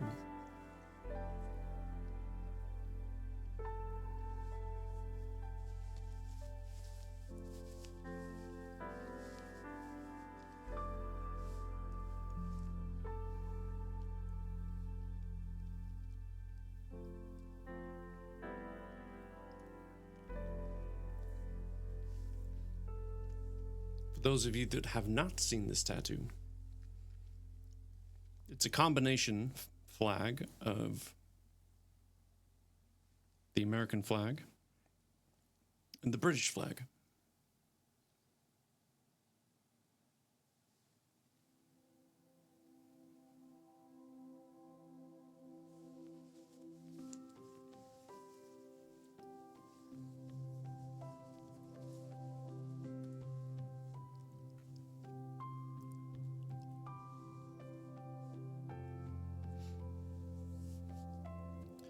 Whoa, whoa, whoa. You can get banned for showing guns on stream. I'm so sorry. When is the next one? I don't know. It took me a long time to pick this design with the flag. if I did get a tattoo of something else, I don't want it to just be, oh, I like the shape of this. I want it to have a meaning behind it. I want there to be a story. There has to be some sort of significance. And I'm just not sure what that would be at the moment.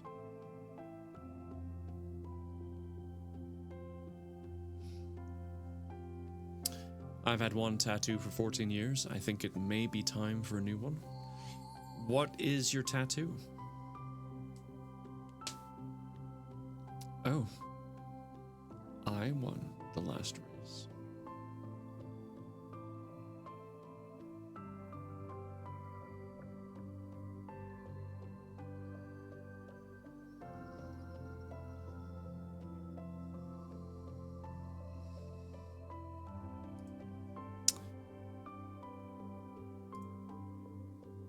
Let's find out who's on the podium. In third place. Me. Okay. All right. Very good. Second place. Okay. Pretty much what I expected. So that means there can only be one other. Jesse's girl. Well done, Jesse. You did it. It's a Borneo flower drawn by my dad, applied by my dad. Huh. Had the same design on his forearm, and my sister has it on her shoulder. So where did you put yours? Like, did you do the shoulder thing as well?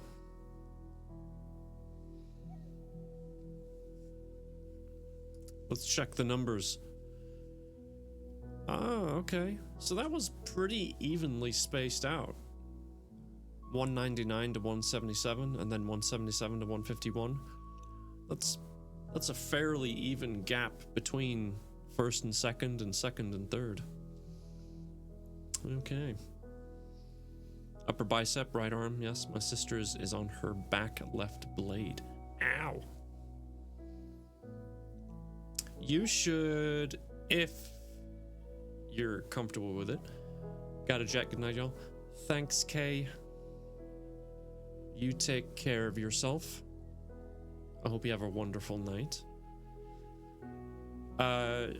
Jesse, if you want to throw that picture of the tattoo in life pics in Discord, then we can all check it out. Love to see it.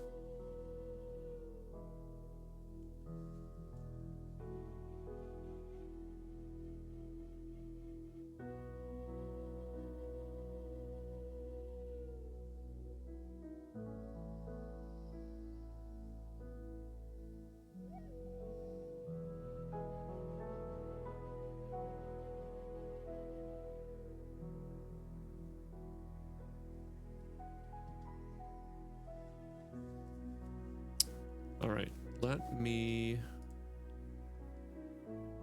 switch scenes.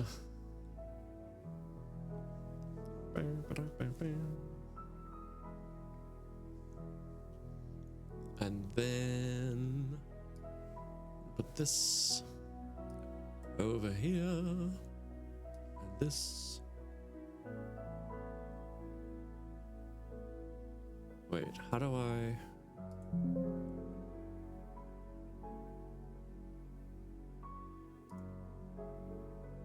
Oh, damn it. Don't type anything, I just lost my chat window.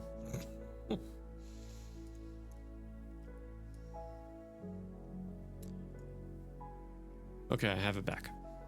Why can't I put chat back where I want it to go? That's so annoying. Oh my god.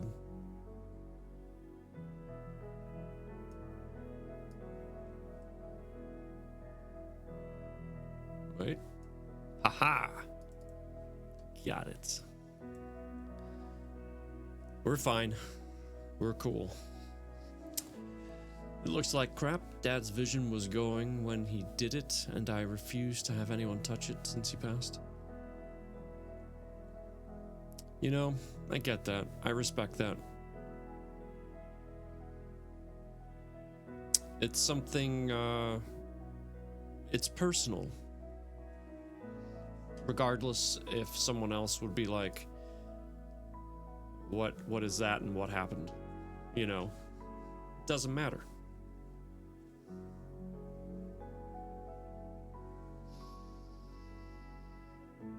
Can you at me in the right channel? Oh, I'll at you, all right.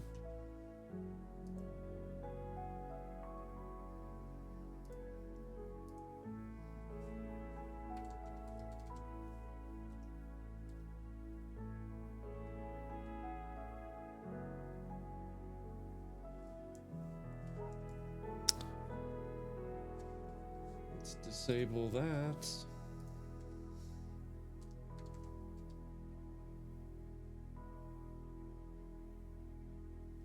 Are you in my Discord?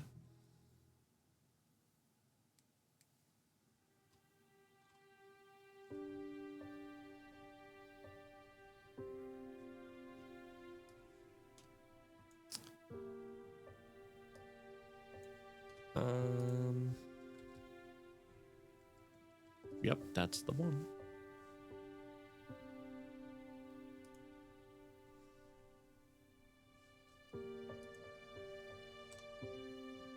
There you go. Now I see you.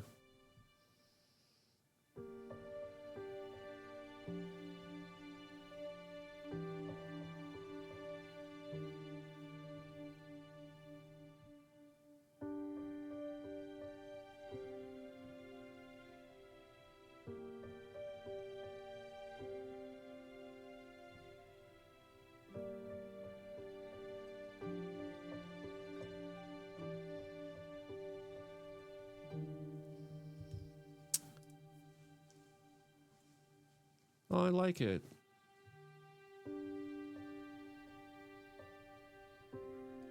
I like it.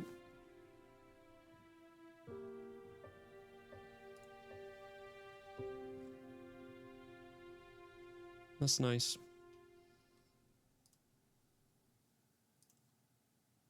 Thank you for sharing. I appreciate that.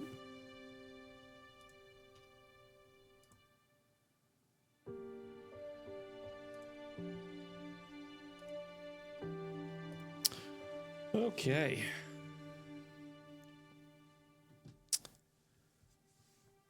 Put the book back where it belongs.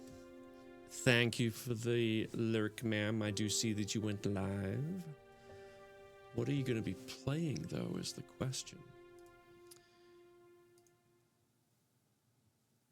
Oh, let's see. I'll put this over here. That way I can take a look.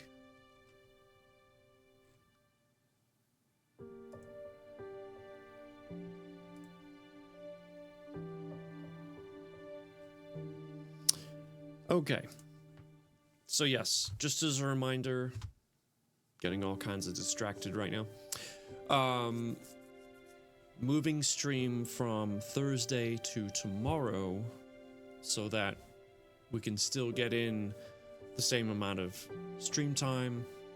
It's just that I won't be here on Thursday. Got stuff to do. So, yes. Any questions, you let me know. Not quite sure what we're going to play yet, but if we do drive semi-trucks, Jesse, are you going to be joining?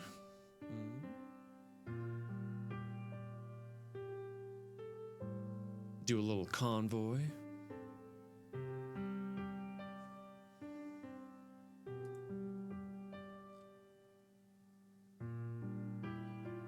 That is likely what's going to end up happening, is truck driving. I just got to feel out what kind of mood I'm going to be in. Because if it's not truck driving, it might be Noise, noise, noise, honk. that. If it's not that, it might be shooting stuff instead. So, probably not. I am not ready for all that. Give me a week to get used to the game. No. Sometimes, and Johnny knows this better than anybody, sometimes you just have to jump 2 feet, see where you land. That's all you got to do. That is it. Don't worry. I will convince you. But in the meantime, Johnny, it's lovely to see you. We are raiding out now.